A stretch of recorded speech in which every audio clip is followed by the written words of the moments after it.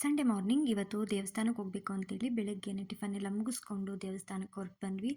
ದೇವಸ್ಥಾನದ ವಿಶೇಷತೆ ಏನಪ್ಪಾ ಅಂತಂದರೆ ಕೈಕಾಲು ನೋವು, ಮಂಡಿ ನೋವು, ಬೆನ್ನು ನೋವು ಈ ಥರ ಏನಾದರೂ ಸಮಸ್ಯೆಗಳಿದ್ದರೆ, ಮನೇಲಿ ಏನಾದರೂ ಪ್ರಾಬ್ಲಮ್ಸ್ ಇದ್ದರೆ ಈ ದೇವಸ್ಥಾನಕ್ಕೆ ಬಂದು ಅಮಾವಾಸ್ಯೆ ಪೌರ್ಣಮಿ ದಿನ ಇಲ್ಲಿ ನಾವು ತಡೆ ಓಡಿಸ್ಕೊಂಡು ಹೋದರೆ ಖಂಡಿತ ಈ ಒಂದು ಕಷ್ಟಕ್ಕೆ ಪರಿಹಾರ ಸಿಗುತ್ತೆ ಅಂತ ಹೇಳ್ತೀವಿ. ಮಾರಮ್ಮನ ದರ್ಶನ ಕೂಡ ತುಂಬ ಚೆನ್ನಾಗಾಯಿತು. ನಂತರ ಇಲ್ಲಿ ಪೂಜೆ ಸಾಮಾನ ತೊಗೊಂಡಿದ್ವಿ. ಇದನ್ನು ಕೂಡ ಪೂಜೆ ಮಾಡಿಸ್ಕೊಳ್ಳೋದಕ್ಕೆ ಅಂತ ಹಣ್ಣು ಕಾಯಿನ ಎಲ್ಲ ಹೊಡಿಸ್ಕೊಂಡು ಈಗ ನೆಕ್ಸ್ಟು ನಾವು ತಡೆ ಓಡಿಸ್ಕೋಬೇಕಾಗಿತ್ತು ಅಂತೇಳಿ ನೋಡಿ ಈ ಒಂದು ಪ್ಲೇಸಲ್ಲಿ ತಡೆನ ಹೊಡೆದ್ಕೊಡ್ತಾರೆ.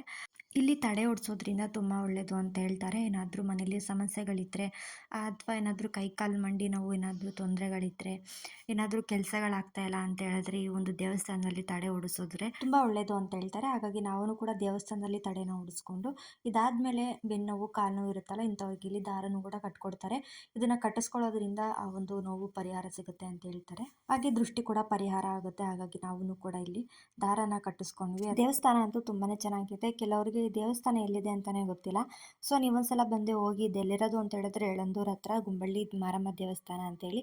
ಖಂಡಿತವಾಗ್ಲೂ ನೀವೊಂದ್ಸಲ ಬನ್ನಿ, ನಿಮ್ಮ ಕಷ್ಟಗಳಿಗೆ ಇಲ್ಲಿ ಪರಿಹಾರ ಸಿಕ್ಕೇ ಸಿಗುತ್ತೆ ಅಂತ ಹೇಳ್ತೀನಿ. ಕಂಪ್ಲೀಟ್ ವಿಡಿಯೋ ನನ್ನ ಯೂಟ್ಯೂಬ್ ಚಾನಲ್ನಲ್ಲಿದೆ, ರಮ್ಯಾ ವ್ಲಾಗ್ಸ್ ಕನ್ನಡ. ಒಂದ್ಸಲ ಚೆಕ್ ಮಾಡಿ. Thank you.